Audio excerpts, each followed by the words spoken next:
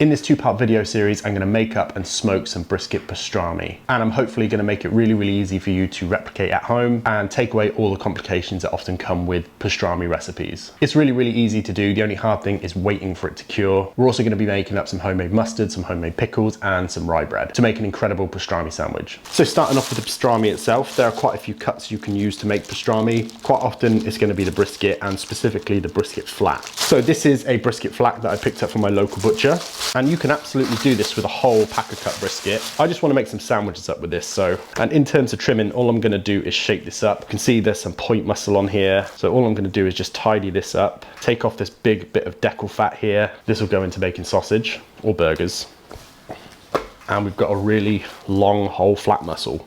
What I am going to do is take off this really thin end, and what we're left with is a much smaller piece of brisket flat, a lot thinner than I'd like, a lot smaller than I'd like, but it should work out just fine. Next thing we need to do is weigh this up. This weighs 1,549 grams. So I'll write that down, very important. So now we've got our meat that we want to use trimmed up, ready to go. And we now know the weight of that meat. Next up, we need to weigh up our water. Again, very important that we know the weight of the water. So I'm gonna get my brining container. I'm using this today. This is food safe plastic container. And I'm gonna estimate that about 3 liters or 3,000 grams is gonna be more than enough to submerge this entire piece of brisket flat. So I'm gonna weigh out 3,000 grams of water. 3,000 grams, and I'm going to pour that into a big stock pot.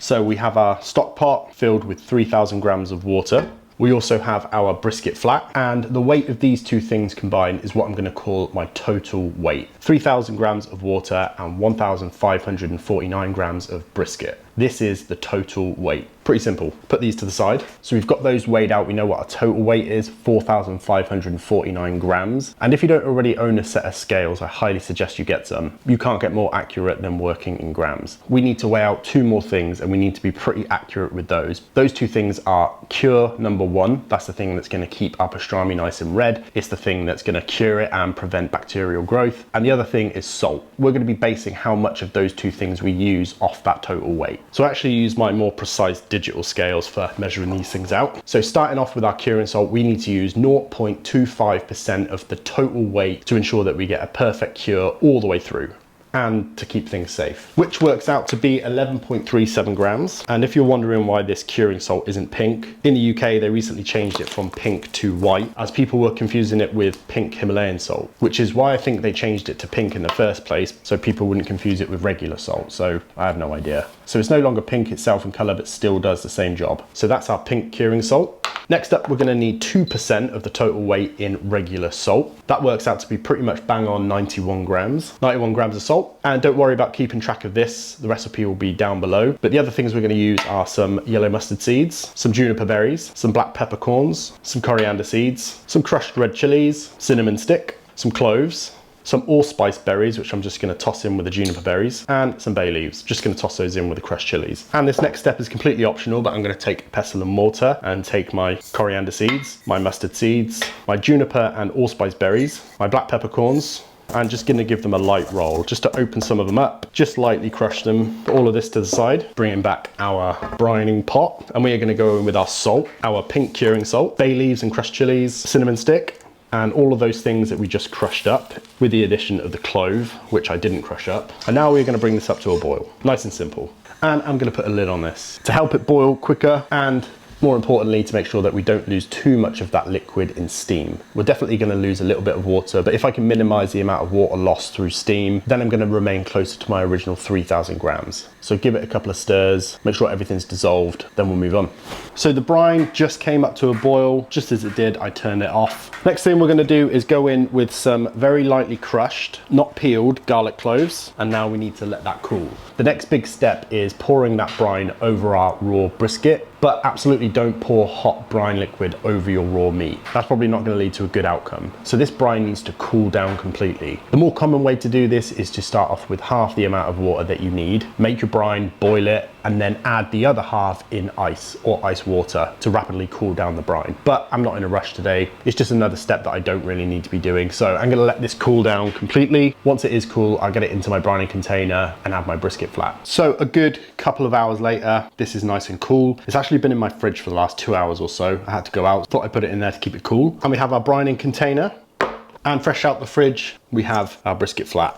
And I'm gonna be completely honest, I forgot to put the sugar into this and film it. I did it off camera, I'll just explain. I put in 1% of the total weight in brown sugar. It turned out to be about 45 grams in this case. Put it in whilst it was cooling down, stirred it round, it dissolved pretty quickly. So yeah, completely forgot. Anyway, we are gonna take our brine. That smells really, really good. Very fragrant, very fruity, not overly garlicky. I feel like garlic can way overpower this brine, so I put them in at the end when it's off the heat. And yeah, this is ready to have some brisket or any kind of meat dunked into it. So this is gonna go straight in, make sure it's fully submerged, which it is. I'm gonna pop the lid on this, and then this is gonna go into the fridge for 10 days. And every single day I'm gonna go in and flip it over. Make sure every side and corner of this thing has equal opportunity to absorb as much of that brine as possible. This is a pretty thin piece, so after 10 days, this is almost certainly gonna be perfectly brined all the way through. Pop the lid on, into the fridge, and come back in 10 days time. So we're about 2 days into this pastrami cure, which means we've got just over a week before it's ready. That gives us just over a week to make some pickles and make some mustard. So we're gonna make some dill pickles, so we'll give them a week to pickle. And making those up is really easy. Full recipe will be down below, but we're gonna go with some white vinegar, some water, some turmeric. This is gonna make the pickles have a nice bright green color. Some crushed chili flakes, some mustard seeds, some coriander seeds, and some salt. Gonna whisk that around and then get that onto the boil. Meanwhile, we're gonna take our pickling container, big handful of dill, push that down, bruise it. Some garlic cloves, these are skin on, just crushed them with my hand. Then normally when I'm making pickles, I'm just gonna use a regular salad cucumber, an English cucumber. But whilst I was shopping, I came across these pickling baby cucumbers. You could pickle them whole, but I'm gonna cut them down into spears. I'm also gonna do some regular cucumber pickles and some pickling cucumber pickles. And apparently, if you take off the end that doesn't have the stem, this is gonna increase your chance of retaining nice crispy pickles. Apparently this contains an enzyme which breaks the pickles down. Don't know if that's true or not, but it's coming off. Then I'm just gonna cut them down into halves. I'll have something pickled that looks like that, all ready to go. So these are gonna go in, gonna lay them down. Then I'm gonna do some regular ones as well. Make some spears out of these. I'm really just gonna try and fit in as many of these as I can.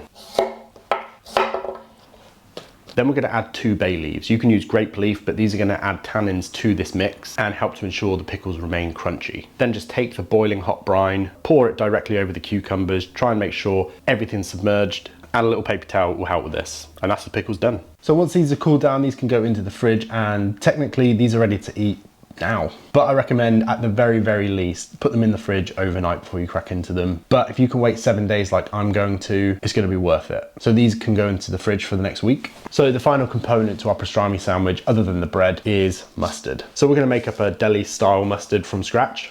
And this is gonna be super easy. Recipe will be in the description below, obviously. We're gonna go in with some mustard seeds. These are yellow mustard seeds. I wanted to do half yellow and half brown, but I couldn't find any locally, and Amazon didn't get here in time. So yellow mustard seeds it is. Then we're gonna go in with a sprinkling of turmeric, not a huge amount, some white vinegar, some water, some apple cider vinegar, some salt, and just a touch of sugar. Get that really well mixed around. Dissolve the sugar, dissolve the salt. Pop a lid onto this, put it somewhere dark, and just like the pickles, in 7 days, this will be ready to turn into a deli, slightly coarse mustard. And it's gonna be perfect on our pastrami sandwich. And that is pretty much it for this part of the smoked pastrami brisket 2-part series. So get out there, get yourself a brisket or some other type of meat, make the pastrami, and next week we'll get into smoking the pastrami, tasting the pastrami, making some bread, making up a sandwich, and it's definitely gonna be good. So hopefully all of that was clear, but all of the recipes will be down below in the description box. So thanks very much for watching. I'll see you next week for the second part of this video. Like, comment, subscribe to all those things. It really, really does help me out, and I'll see you next week.